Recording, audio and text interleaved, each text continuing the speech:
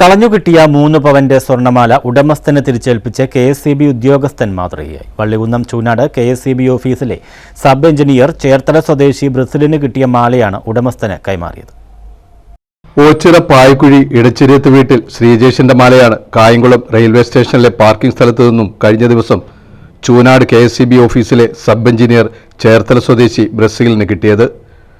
മാല കിടന്നിരുന്ന സ്ഥലത്തുണ്ടായിരുന്ന ബൈക്കിന്റെ നമ്പറടക്കമാണ് ബ്രസീൽ ഇത് തന്റെ ജോലിസ്ഥലമായ ചൂനാട്ടുള്ള പോലീസ് സ്റ്റേഷനിൽ ഏൽപ്പിച്ചത്.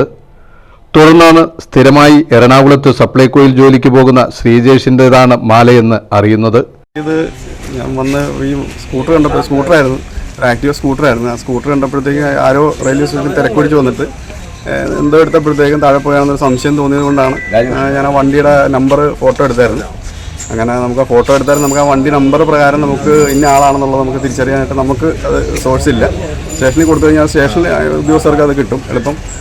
ആ വണ്ടി നമ്പർ കൊടുത്തു കഴിഞ്ഞാൽ ഫോൺ നമ്പറും അവരുടെ ഡീറ്റെയിൽസും ഇങ്ങോട്ട് കിട്ടും. അപ്പോൾ വള്ളികുന്നം സ്റ്റേഷനിൽ എനിക്ക് ഞാൻ ഇതിനു മുമ്പ് വന്ന് പരിചയമുള്ളതുകൊണ്ട് അത് അദ്ദേഹത്തിന് കൊടുത്തു. അദ്ദേഹം നമ്പർ എടുത്തിട്ട് ഉടനെ തന്നെ ആളെ വിളിച്ച് അങ്ങനെ ആളെ കണ്ടെത്താൻ സാധിക്കും. സ്റ്റേഷനിലെ പാർക്കിങ്ങിൽ വണ്ടി വെച്ച് ഹെൽമെറ്റ് ഊരിയ കൂട്ടത്തിലാണ് ശ്രീജേഷിന്റെ മാല പൊട്ടി വീണത്. എന്നാൽ മാല പോയതറിയാതെ ബ്രസീൽ ട്രെയിനിൽ കയറി. യാത്ര തുടരവെ ചങ്ങനാശ്ശേരിയിലെത്തിയപ്പോഴാണ് മാല നഷ്ടപ്പെട്ടതായും ഇത് പോലീസ് സ്റ്റേഷനിലുണ്ടെന്നും സഹോദരനും ദൃശ്യ TV ചെയർമാനുമായ ശ്രീജിത്ത് എസ് പിള്ള ശ്രീജേഷിനെ ഫോണിൽ വിളിച്ച് അറിയിച്ചത്. തിരിച്ചു വന്ന ശ്രീജേഷ് സ്റ്റേഷനിലെത്തി SHO T ബിനുകുമാറിന്റെ സാന്നിധ്യത്തിൽ ബ്രസീലിൽ നിന്നും മാല ഏറ്റുവാങ്ങുകയായിരുന്നു. News bureau, Vallikunnam.